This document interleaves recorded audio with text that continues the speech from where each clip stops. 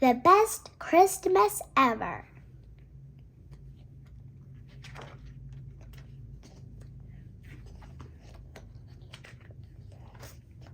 Millie Mouse was so excited.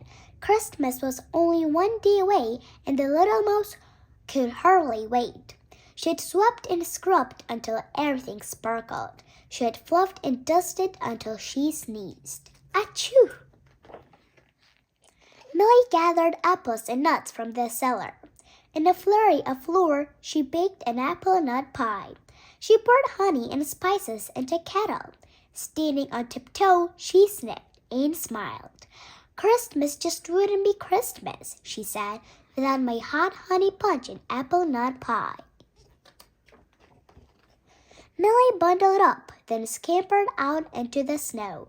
Her black boots crunched as she walked here and there, gathering all the ivy she could carry. Christmas just wouldn't be Christmas, she puffed, without fresh ivy for my wreath and berries to string on my tree. But instead of berries, Millie found a baby hedgehog snoring softly in the snow. The chitty Whiskers, she gasped and tiptoed close. He needs a better nest than that. So she rolled all of her ivy into a leafy blanket and gently tucked it around him. By the time Millie had finished, the sky was grown dark. Fiddle, she fussed. It's too late to look for berries now. Millie scurried home. There she found Felicity Finch and her chicks, searching for food. What shall we do? The mother bird cried. The snow has covered our seeds. Come in where it's warm, said Millie. I just made an apple nut pie. In the flick of a wing, the kitchen was full of hungry chicks. Their feathers fluttered and flapped as they flocked around Millie's pie. Tasty, tasty! Kind, how kind!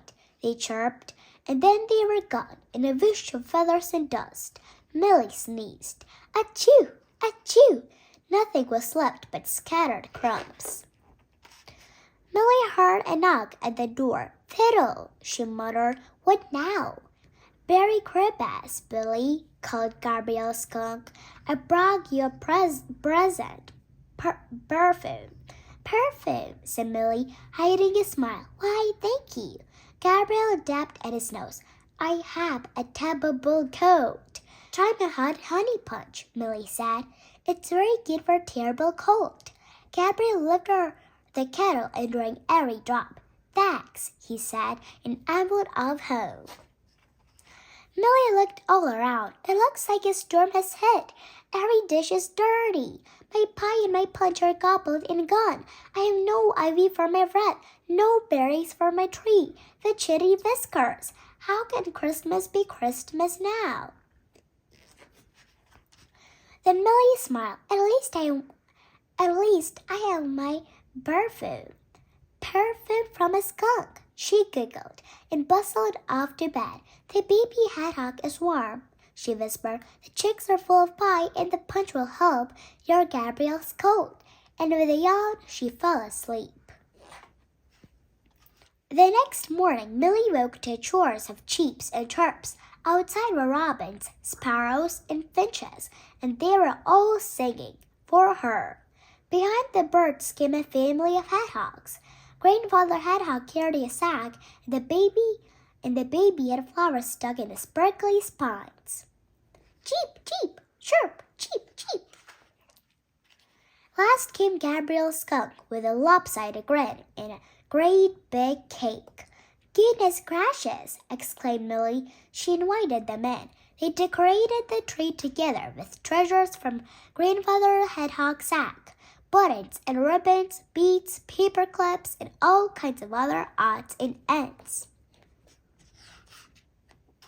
Millie's black eyes sparkled. This is the very best Christmas ever, and I am the happiest mouse in the forest. Christmas just wouldn't be Christmas without my wonderful friends. The end.